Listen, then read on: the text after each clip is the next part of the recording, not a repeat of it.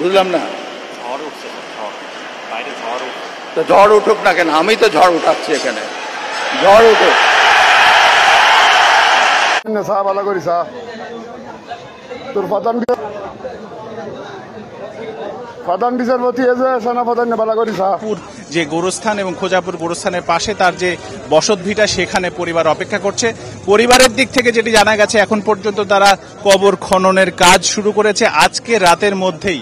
জাহাঙ্গীর। আসসালামু আলাইকুম দর্শক, দেশ ও দেশের বাইরে থেকে যারা এই মুহূর্তে ভিডিওটা ওপেন করেছেন সবাইকে অসংখ্য অসংখ্য ধন্যবাদ। দর্শক, প্রথমেই আপনারা শিরোনাম দেখেছেন, এখন দেখবেন বিস্তারিতর প্রথম অংশেই আপনারা দেখেছেন যে হিটু শেখের ফাঁসির রায় বহাল রাখা এবং ফাঁসি কার্যকর করাই নতুন করে হুমকি আসছে সেনাপ্রধান, রাষ্ট্রপতি এবং বাংলাদেশে ডক্টর ইউনূসকে কেটে ফেলা হবে এমন হুমকি দিয়েছে আওয়ামী লীগ নেতাকর্মীরা, যা প্রকাশ্য আপনাদেরকে অস্ত্র দেখানো হয়েছে, যা আমরা কমিউনিটি গাইডলাইনের কারণে আপনাদেরকে ব্লার করে দেখাতে বাধ্য হয়েছি।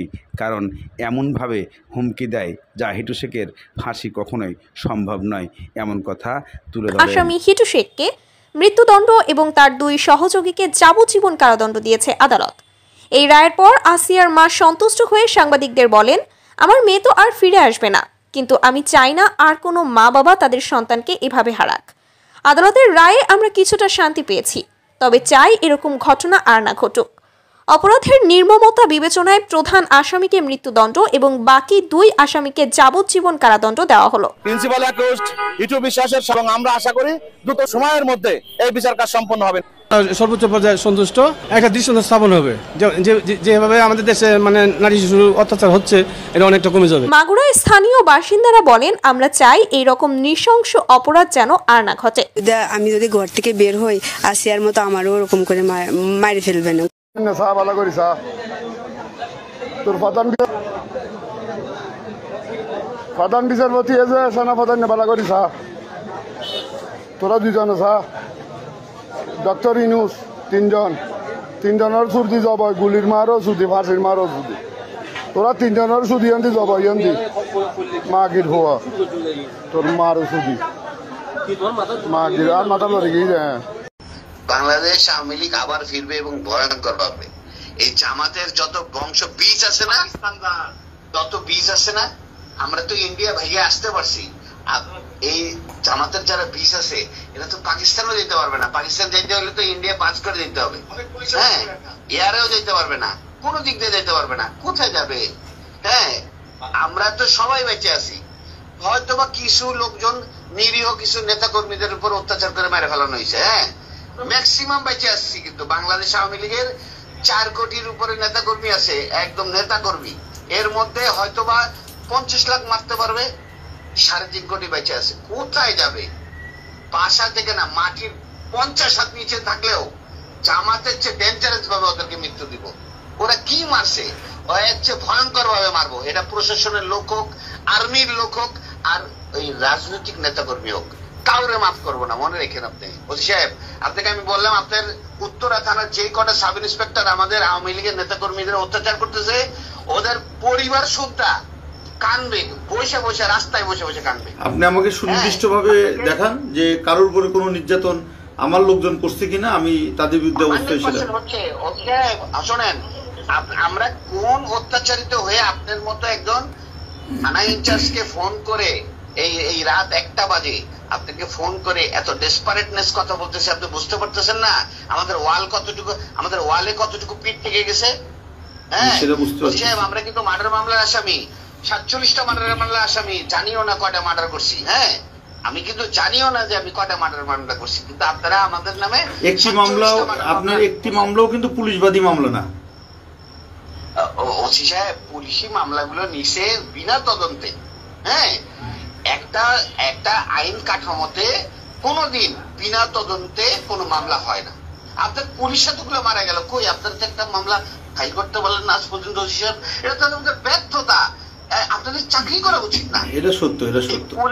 এই পুলিশগুলো যাই হোক, আওয়ামী লীগ বলেন, ধরেন ওরা আওয়ামী লীগের পরিবারের, কিন্তু পুলিশ ছিল তো, এতগুলো মারা গেল আজ পর্যন্ত তো কেউ, আপনারা 10 জন পুলিশ এক জায়গায় দাঁড়ায় তো বলতে পারলেন না। একজন প্রেগনেন্ট মহিলা পুলিশের একজন সাধারণ অফিসার, তার মতো মহিলাকে এত নৃশংসভাবে মার্ডার করলো। সে তো এই প্রেগনেন্ট অবস্থায় তো কোনো জামাতের নেতা বা কোনো ছাত্রকে মারতে যায় নাই, তো তাকেও মেরে ফেললো। কই আপনারা তার মামলাটাও তো করতে পারলেন না। তো আপনারা এগুলো সিদ্ধান্ত হচ্ছে, এগুলো সব মামলা হবে, কোন সিদ্ধান্তই আপনাদের বাস্তবায়ন হবে না। সাহেব, আমরা রাজনীতি করে এসেছি। আমি আজকে 21 বছর প্রেসিডেন্ট সেক্রেটারি। আমার কি ওই ধারণা নাই বাংলাদেশের রাজনীতি কোন দেশের মানে কথায় চলে? আমেরিকা কয়দিন সেভ করবে সাহেব?